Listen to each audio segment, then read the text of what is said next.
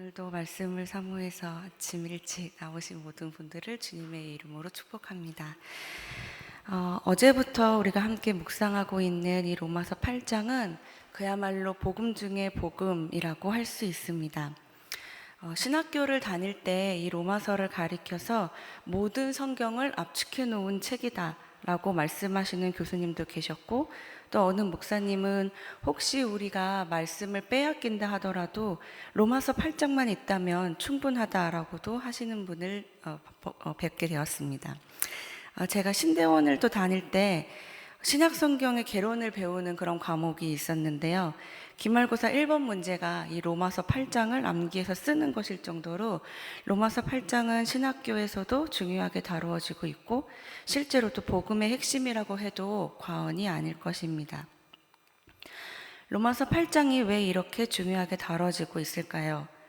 우리는 사도 바울을 통해서 1장부터 7장까지 우리가 배우게 된 것은 먼저는 모든 사람이 죄인이라는 것, 그런데 이러한 죄인도 믿음으로 말미암아 의롭다 하심을 얻었다는 것을 알게 되었습니다.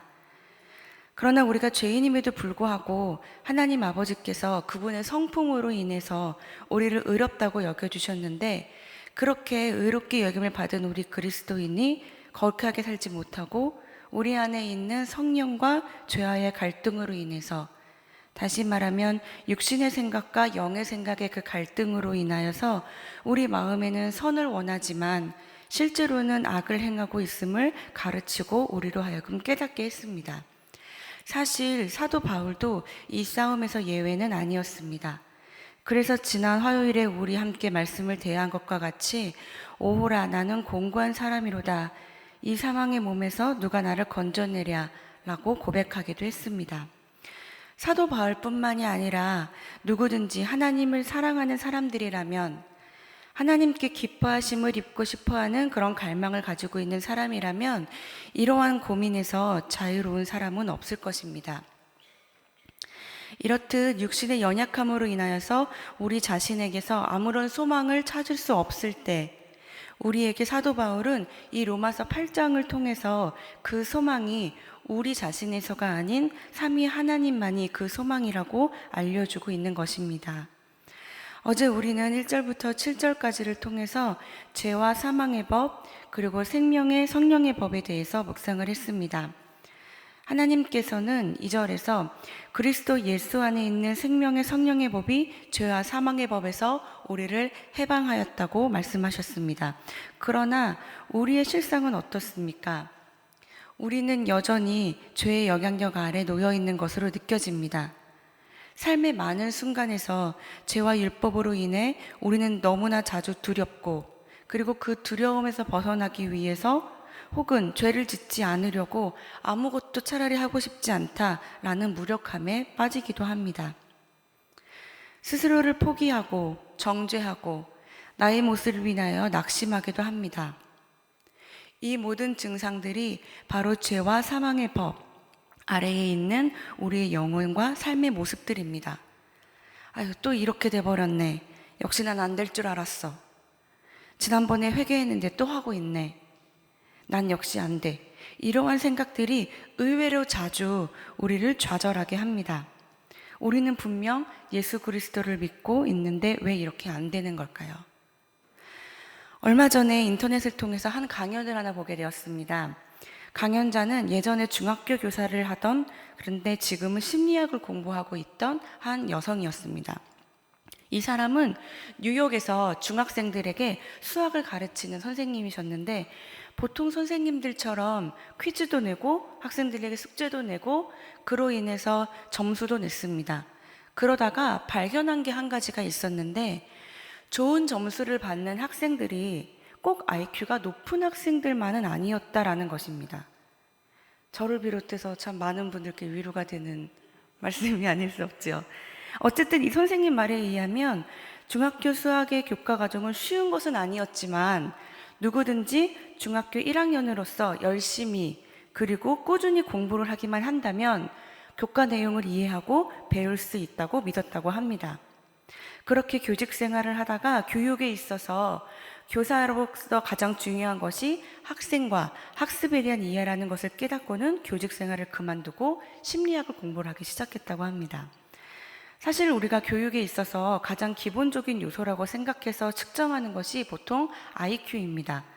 을의 머리가 좋으면 공부를 잘할 것이라고 생각하기 때문이죠. 하지만 만약에 학교에서나 인생에서 성공하는 사람들의 이유가 노하우를 빠르게 그리고 쉽게 배우는 그런 지능보다도 훨씬 중요한 다른 무언가에 있는 것이라면 어떨까요? 궁금하시죠? 그래서 이 선생님은 교직을 그만두고 심리학을 배우기 시작했습니다. 매우 어려운 상황에 처해 있는 어린이들과 또 어른들에 대해서 공부하기 시작했고, 많은 공부를 하면서 지속적으로 던졌던 질문은 이 대상자들 가운데서 누가 성공한 사람이고 그 비결은 무엇인가 하는 것이었다고 합니다. 실제로 미군 육군사관학교에 가서 어떤 사관생도가 끝까지 군사훈련에 끝까지 남을 것인지, 또한 어떤 생도가 자퇴를 할 것인지를 예측을 하기도 했고, 또한 문제 학생들만 모아놓은 학교에 배정된 초임 선생님들을 대상으로 어떤 선생님이 학기 끝까지 포기하지 않고 교사로서 남을 것인지, 그리고 누가 제일 먼저 이 교사 생활을 포기하게 될 것인지도 예측했다고 합니다. 또 회사들과도 연결이 되어서 어떤 세일즈맨이 끝까지 살아남을지, 그리고 누가 제일 판매 성과가 좋을지에 대해서도 연구를 했다고 합니다. 이렇게 다양한 집단들 가운데서 성공을 예측할 수 있었던 사람들에게서는 한 가지 공통된 특성이 보였다고 합니다. 그것은 높은 IQ도 아니었고, 좋은 외모도 아니었고, 건강한 신체도 아니었습니다. 그것은 바로 기계였다고 합니다. 기계라는 것이 무엇입니까? 기계라는 것은 목표를 향해서 오래 나아갈 수 있는 열정과 끈기입니다. 지구력이라고도 표현할 수가 있겠죠. 일주일이나 한 달, 몇 달, 혹은 1년이 아니라 몇 년이 걸리더라도 꿈을 실현시키기 위해서 열심히 일하고 꾸준히 노력하는 것입니다. 기계는 삶을 단거리 경주가 아니라 마라톤처럼 인생을 사는 것입니다. 우리 성도님들께서는 이 기계를 가지고 계십니까? 네, 이 예화를 함께 나눈 이유는 우리에게는 삶에서, 인생에서 성공하고자 하는 기계도 물론 중요하겠지만 우리에게는 이 믿음의 기계가 있다는 것을, 예수를 그리스도라고 고백하는 모든 사람들이라면 이 기계를 가지고 있다는 것을 말씀드리고 싶어서 했습니다. 흔히 우리는 그리스도인으로서 인생을 믿음의 여정으로, 동시에 우리는 순례자로 표현을 합니다. 이 믿음의 길은 단거리 경주가 아니죠. 마라톤입니다. 이 믿음의 길을 끝까지 완주한 믿음의 선진들은 모두 율법을 외울 수 있는 정도로의 IQ가 높은 분들도 아니었고, 빼어난 외모를 가진 분들도 아니었고, 튼튼한 체력을 가진 분들도 더더군다나 아니었습니다. 돈이 많은 분들도 아니었죠. 믿음의 사람들이 가지고 있던 것은 그 안에 기계가 있었기 때문입니다. 영적인 기계, 그것이 무엇일까요? 저는 이것을 우리를 믿어주시는 성령 하나님을 믿는 믿음이라고 표현을 하고 싶습니다. 우리를 믿어주시는 성령 하나님을 믿는 믿음. 예를 들면 저같이 유학생들이나 아니면 가정을 떠나 있는 자녀들이 얼마든지 부모님의 시선에서 벗어나 있으니까 유혹의 길로 빠질 수 있지만, 그렇게 하지 않고 신앙생활을 열심히 하려고 노력하고 공부든 직장이든 열심히 하는 이유는 자녀들의 노력도 있겠지만 그 노력의 근거가 하나님이, 혹은 우리 엄마 아빠가 내가 잘 할 거야 라고 믿어주고 계신다는 것을 알기에 노력을 하는 거죠. 우리가 힘든 인생의 여정에서 하나님이 원하시는 모습을 웬일로 선택할 때가 있어요. 그때 그것은 우리가 선해서가 아니라 우리 안에서 우리를 믿어주시는 그 성령께서 너 이 순간에도 내가 기뻐할 것을 선택할 줄을 믿는다. 그것을 성령님께서 우리를 믿어주시는 그 믿음으로 인해서 우리가 그런 하나님 보시기에 선한 결정을 해오고, 그리고 그 선택의 연속이 우리로 하여금 믿음의 인생을 살아가도록 돕는 것입니다. 사람은 자라온 환경이나 기질의 특성상 기계가 강하거나 약할 수도 있겠지만, 그리고 제가 본 강연에서도 이 기계를 성장시키는 방법에 대해서는 아직 찾지 못했다고 말했습니다. 하지만 믿음의 기계에 있어서는 우리가 분명한 소망이 있는 것은, 믿음의 기계는 우리 쪽에 있는 것이 아니라, 유전적으로 물려받은 것이 아니라 성령 하나님 쪽에 있는 것이기 때문입니다. 예수 그리스도께서 우리를 믿어주시는 그 믿음은 언제나 동일하게 강력합니다. 드리려고 하는 말씀은 이것입니다. 율법으로는 구원에 이르지 못합니다. 하지만 우리를 의인이라고 여겨주시고 죄의 유혹에서 승리할 수 있다고 믿어주시는 그 성령 하나님을 믿음으로 말미암아 우리는 구원을 얻게 됩니다. 오늘 본문에서는 우리를 믿어주시는 성령 하나님의 영을 소유한 자들이 가지고 있는 특징들, 그리고 하나님의 영을 소유한 자들은 어떻게 살아가는지에 대해서 우리에게 가르쳐주고 계십니다. 먼저 하나님의 영을 소유한 자들은 죽었다가 살아난 자들입니다. 오늘 본문 9절에서 11절에서는 이렇게 말씀하고 있습니다. 만일 너희 속에 하나님의 영에 거하시면 너희가 육신에 있지 아니하고 영에 있나니, 누구든지 그리스도의 영이 없으면 그리스도의 사람이 아니라. 또 그리스도께서 너희 안에 계시면 몸은 죄로 말미암아 죽은 것이나 영은 의로 말미암아 살아있는 것이라. 예수를 죽은 자 가운데서 살리신 이의 영이 너희 안에 거하시면 그리스도 예수를 죽은 자 가운데서 살리신 이가 너희 안에 거하시는 그의 영으로 말미암아 너희 죽을 몸도 살리시리라. 이 긴 말씀이 말씀하고 있는 것은 무엇입니까? 그리스도께서 우리 안에 계시면 우리는 살아있다라는 것입니다. 그리스도께서 우리 안에 계신다는 그럼 그 증거는 무엇일까요? 조나산 에드워드는 성령의 열매로 우리가 그리스도의 영을 소유하고 있다는 것을 알게 되고, 그러므로 그리스도의 영에 이런 열매를 갖지 못한 자는 그 영을 소유하고 있지 않다고 충분히 주장할 수 있다고 말을 합니다. 나아가서 성경은 그 영을 소유하고 있지 않은 자는 결코 그리스도의 사람이 아니라고 분명히 말을 하고 계십니다. 그리고 만일 그리스도의 사람이 아니라면 확실히 그들은 구원받은 상태에 있는 것이 아니라고 말을 하고 있습니다. 성도님들께서는 그리스도의 영을 소유하신 하나님의 사람들이신 것을 확신하십니까? 아멘. 성령의 열매가 삶 속에서 다른 이들에게 나타나고 있으십니까? 아멘. 네. 성령님의 도우심으로 말미암아 성령의 열매를 의도적으로 선택하는 노력이 오늘도 더해지시기를 원합니다. 잘 안 되면 또 한 번 주님의 은혜를 구하기로 하겠습니다. 10절에서 말씀하고 있듯이 우리는 원래 죄로 인하여 죽은 자들입니다. 그리고 그 죄는 참 편하고 익숙합니다. 생각해 보세요. 죄가 만약에 무섭고 흉측하게 생긴 것이라면 누가 죄를 선택하겠습니까? 죄는 보기에 편하고 달고 맛있는 것들이죠. 좀 더 진지하게 생각을 해보자면 조나단 에드워드는 죄에 대해서 우리가 오직 우리 자신을 즐겁게 하는 일을 추구하고 무엇보다 우리가 우리의 미래 상태에 대한 성찰이 없이 눈앞의 쾌락에만 집착하게 만드는 거짓되고 무절제하고 불규칙하고 잘못된 자기사랑이라고 말합니다. 세상에서는 이런 게 꼭 나쁜 것이라고 말을 하고 있지 않습니다. 하지만 그리스도의 영을 소유한 사람들은 이제 인생의 기준이 나 혹은 세상에서 하나님께 자리를 내어드려야 합니다. 이것이 진정으로 사는 길이기 때문입니다.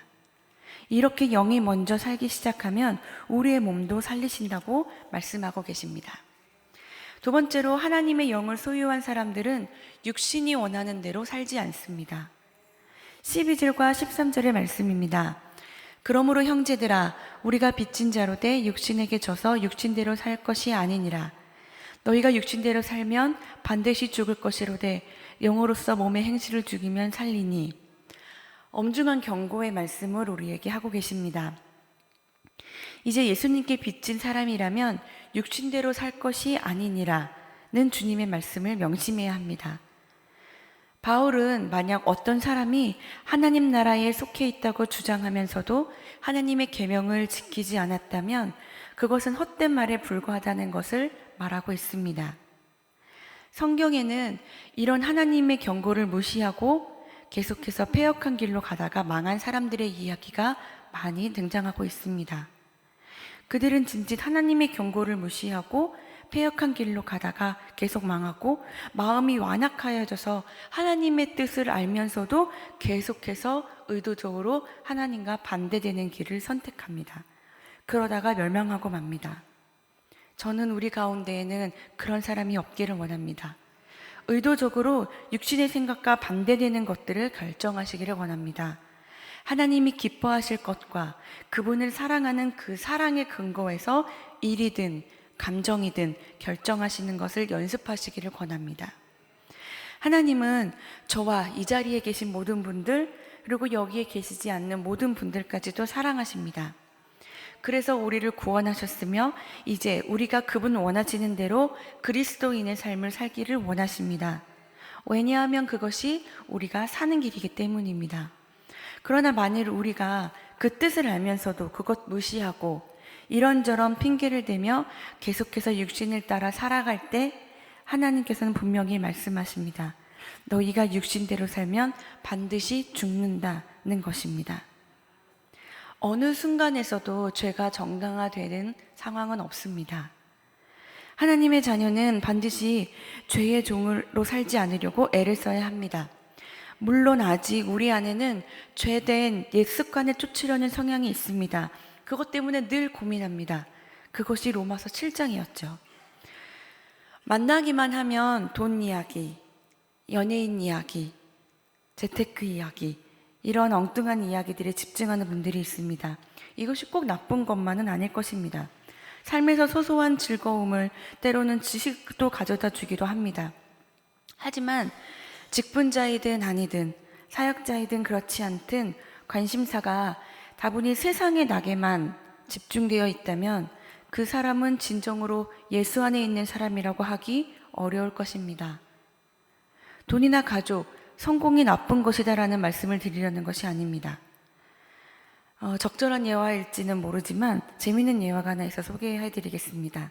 제가 아는 목사님 중에 자녀가 셋인 목사님이 계시는데 하루는 이 셋이 밖에서 놀다가 4살 막내가 6살 누나에게 이렇게 물었답니다. 이 아이들이 밖에 나가서 바닥에 쭈그리고 앉아서 개미를 가지고 놀고 있었던 거예요. 그리고 도마뱀도 잡고.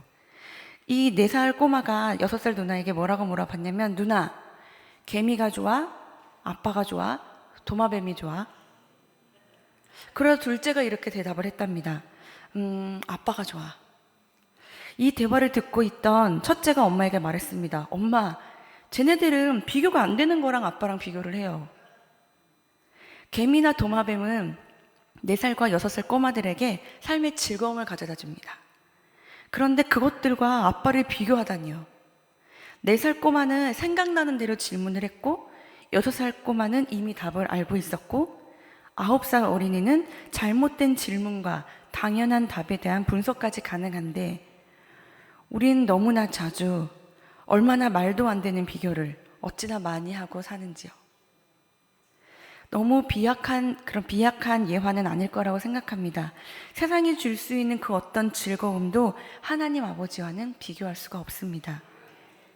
도마뱀이나 개미와 아빠와의 차이보다도 훨씬 더 큽니다. 몸의 행실을 죽이면 산다고 약속하셨는데도 육신의 일대로 사는 사람들이 참 많습니다. 교회 밖의 사람들은 그렇다 하더라도 교회 안에도 그런 사람들이 많죠. 1시간만 함께 앉아서 이야기를 하다 보면 그가 겉은 예수 믿는 사람이지만 속은 늘 자기만 알고 자기만 위하는 사람임이 금방 들통나는 사람들도 많습니다. 심지어 예수님, 믿음에 관한 이야기를 나누어도 그 속에 자기중심적인 사고가 깔려있는 사람들도 있습니다. 들으시기에 거북하실 수도 있지만 교회 안에도 이런 사람들 참 많습니다. 사실은 한두 명이 아니죠. 우리가 입술로 찬양을 합니다. 성령이 계시네, 할렐루야 함께 계시네. 좁은 길을 걸으며 밤낮 기뻐하는 것 주의 영이 함께함이라 하고 목청 높여서 찬송을 부른다고 해서 성도님들, 우리가 말하는 대로 그게 우리의 정체성이면 얼마나 좋겠습니까? 그렇게 찬양을 목소리 높이 한다고 해서 과연 그 사람들이 또한 우리가 성령의 사람이라고 말을 할 수 있을까요? 그렇다, 아니다 라고 단정해서 위험한 것은 물론 위험한 일입니다. 분명 문제가 있겠죠. 하지만 그때 그 믿음은 가짜일 수도 있습니다. 성령을 모시고 산다고 입으로는 말하지만 저도 속고 그분들도 스스로 속고 있을지 모릅니다. 이러한 사람들에게 하나님께서 경고하십니다. 너희가 육신대로 살면 반드시 죽을 것이로되. 13절 중간 부분입니다. 영으로서 몸의 행실을 죽이면 살리니. 네, 육을 좇으면 죽는다고 하셨는데 대신에 영으로서 우리 몸의 행실을 죽이면 살 것이라는 말씀입니다. 분명합니다. 성령의 사람은 성령의 소용을 좇아 저들 몸의 행실을 죽여야 한다는 것입니다. 물론 옛사람인 우리는 이미 예수님과 함께 십자가에서 죽었습니다. 그러나 오늘 본문의 죽이면이라는 이 단어는 현재 동사입니다. 즉, 한 번 죽는 것으로 끝나는 것이 아니고 날마다 죽이는 반복 행위를 말합니다. 그러므로 우리 사랑하는 성도님들, 여기에 우리 예수 믿는 삶이 참으로 어려운 것임을 알 수 있는 근거가 있습니다. 정말로 좁은 길이 맞습니다. 계속해서 긴장이 있습니다. 우리가 오늘 승리했다고 이렇게 이야기를 하였다고 해서 내일 일에 대해서도 승리할 수 있다고 장담할 수 없는 게 이 믿음의 여정입니다. 언제 사단이 우리를 공격해 올지 모릅니다. 그래서 성경은 우리에게 정신 차리고 근신하라 라고 말씀하는 것입니다. 사도 바울은 나는 날마다 죽노라 라고 고백하였습니다. 왜 사도 바울이 그런 고백을 하였죠? 네, 그 안에 여전히 육적인 그런 죄성들이 남아있음을 알고 있었기 때문입니다. 오늘 우리에게도 이런 약점들이 분명히 있습니다. 어떤 사람은 돈에 약하고, 어떤 사람은 이성에게 약하고, 어떤 사람은 친구에게 약하고, 어떤 사람은 노는 것에 약합니다. 다 약점이 있습니다. 그리고 사단은 교활하게도 그 우리의 그 약한 부분을 붙잡고 우리에게 다가옵니다. 때로는 성난 사자와 같이 우리의 연약한 부분을 통해서 우리에게 달려듭니다.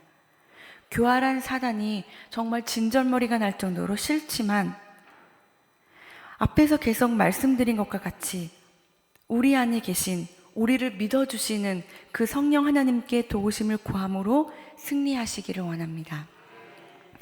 마지막으로 하나님의 영을 소유한 자들은 종의 영이 아닌 양자의 영을 받은 사람들이라고 말씀하고 계십니다. 14절과 15절을 함께 보시겠습니다. 무릇 하나님의 영으로 인도함을 받은 사람은 곧 하나님의 아들이라.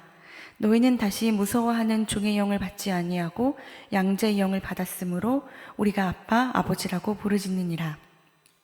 본문에 나오는 무서워하는 종의 영과 비슷한 의미로 디모데후서 1장 7절에서는 두려워하는 마음이라는 단어가 사용이 되었는데요. 성도를 두렵게 하며 속박하는 것은 율법입니다. 하지만 하나님의 영을 소유한 사람들은 율법에서 해방됨과 동시에 율법이 주는 두려움과 속박에서도 벗어났습니다. 결국 성도들은 율법을 통해서 성도를 정죄하는 그 모든 것으로부터 해방된 신분이기 때문에 결코 두려워하는 종의 영을 받지 않는 것입니다. 그런데 실상에서는 우리는 차라리 종이 편하다고 생각할 때가 있습니다. 겸손을 가장해서 말이죠. 왠지 양자라고 하면 좀 부담스럽고 구원해 주신 것만 해도 감사한데 그 빚 갚는 심정으로 평생 목숨 다해 일하겠습니다 하는 것입니다. 하지만 우리가 얼마나 열심히 일을 해야 구원해 주신 그 빚을 갚을 수 있을까요? 평생 갚아도 못 갚는 것입니다. 이러한 종의 영을 소유한 사람들은 구원의 기쁨만을 누리고 그 후에는 평생 노예계약과 같은 존재를 스스로 종으로서 묶어버리는 경향이 있습니다. 뭐 실수하면 하나님이 금방 혼내실 것만 같은 두려움이 아주 큽니다. 하나님께서 원하시는 그것은 어떠한 일을 하라고 우리를 구원하신 것이라기보다는 하나님께서는 우리 존재를 귀히 여기시고 존재와 교제하시기 위하여서 우리를 원래 자녀된 자리로 불러주신 것이지요. 주님의 교회를 섬기고 하나님의 나라를 위해서 헌신하는 그 어떤 것들이 잘못되었다라는 것을 말씀드리려는 것이 아닙니다. 그것들은 오히려 굉장히 중요합니다. 귀한 일들입니다. 하지만 그것보다도 그 이전에 우리와 하나님과의 관계가 먼저라는 말씀을 드리는 것입니다. 그 귀한 사역들을 종의 정체성으로 감당한다면 그것은 얼마 못 가서 지치고 힘들기만 한 일이 될 것입니다. 하지만 꼭 기억하시길 원합니다. 우리는 종의 영이 아니라 양자의 영을 받았기에 하나님 아버지를 아빠로 부를 수 있는 존재들입니다. 누구든지 성령으로 말미암지 않고는 예수님을 주로 하나님을 아버지를 부를 수 없다고 하셨습니다. 따라서 하나님을 아버지로 부르시고 예수님을 주님이라고 부르신다면 여러분은 성령 받으신 사람들입니다. 16절입니다. 성령이 친히 우리의 영과 더불어 우리가 하나님의 자녀인 것을 증언하시나니. 아멘. 이제는 이 성도님들 속에 내주하고 죄를 깨닫게 하고 육을 쫓으려고 할 때마다 마음을 불편하게 하시고 그런 성령님께서 일하실 수 있도록 애를 쓰시기를 권합니다. 내가 성령의 사람이지 라는 사실을 잊지 않을 때 우리는 성령의 사람으로 계속해서 살아갈 수가 있습니다. 또한 17절입니다. 자녀이면 또한 상속자 곧 하나님의 상속자요 그리스도와 함께한 상속자니 우리가 그와 함께 영광을 받기 위하여 고난도 함께 받아야 할 것이니라. 우리가 누구라고 하셨습니까? 네, 하나님의 아들, 딸이라고 하셨습니다. 그렇다면 육신의 소욕과 성령의 소욕이 싸울 때 이 사실을 잊지 않는 것입니다. 하나님이 내 아버지시지. 나는 그분의 자녀이지. 이것을 인식할 때 성령을 쫓아서 살 수가 있습니다. 여기에서 아바라는 단어는 아람어로 아빠라는 친밀감 있는 표현입니다. 또 우리는 하나님 약속의 후사라고도 했습니다. 그러므로 더 이상 죄에 질질 끌려다닐 존재가 아니라는 것입니다. 그러므로 여러분, 죄가 우리 성도님들을 미혹하는 순간 나는 하나님의 자녀이지 라는 생각을 잊지 마십시오. 자녀로서 가문의 채통을 지키세요. 네, 여러분은 하나님의 후사입니다. 나는 하나님의 아들이고 딸이다 라는 생각은 아버지 이름에 먹칠을 할까봐 행동을 조심하는 뼈대 있는 가문의 자손들과 같이 우리를 죄에게서 지켜줍니다. 이제 말씀을 정리하겠습니다. 사랑하는 성도님들, 우리는 이제 성령의 사람이 되었습니다. 우리 안에는 예수님의 영이 자리하고 있습니다. 따라서 우리가 해야 할 일은 첫째 12절의 말씀대로 더 이상 육신대로 살면 안 됩니다. 그리고 13절에 가서 성령을 조춤으로 우리 몸의 행실을 죽여야 합니다. 그리고 14절에 가서 성령으로 인도함을 받는 사람이 되어야 합니다. 마지막에 15절에 가서 내가 하나님을 아버지라고 부르는 자녀임을 잊지 않고 살아야 합니다. 바로 이것이 행복한 성령의 사람으로 살 수 있는 비결입니다. 그때 우리는 이제 예수 그리스도 안에 있는 자에게는 결코 정죄함이 없나니 라고 즐겁게 외치면서 영의 행실을 조차 살아갈 수 있습니다. 오늘 하루도 우리 모두가 이 복된 은혜 속에서 사랑을 누리시며 성령 하나님과 함께 하시는 하루가 되시기를 주님의 이름으로 축복합니다. 기도하시겠습니다.